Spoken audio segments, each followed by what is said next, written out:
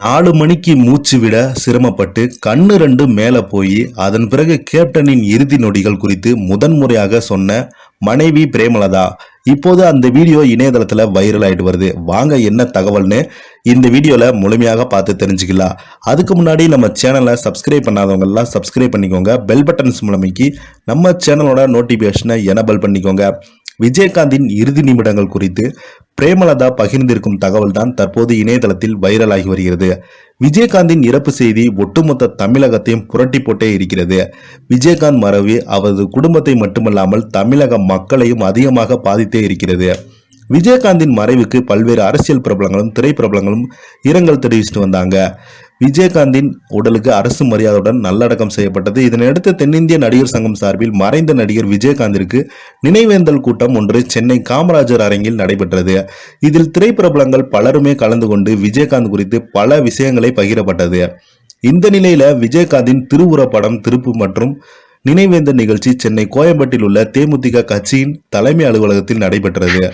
இதில் பிரேமலதா மற்றும் கட்சி தொண்டர்கள் பலர் கலந்து கொண்டிருக்காங்க.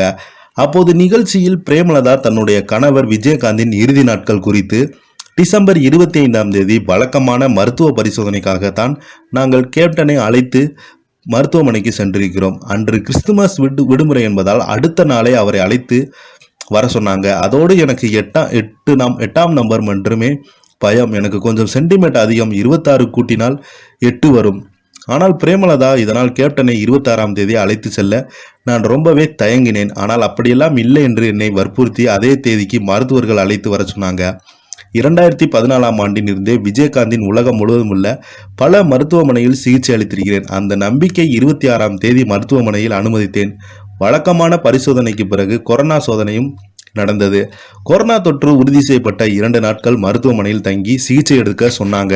இத்தனை நாட்களாக மருத்துவமனையில் தங்கினோம். அந்த சமயங்களில் கேப்டன் நன்றாகத்தான் இருந்தார். 28 அதிகாலையில் 4 மணிக்கு அவருக்கு மூச்சு திணறல் ஏற்பட்டது.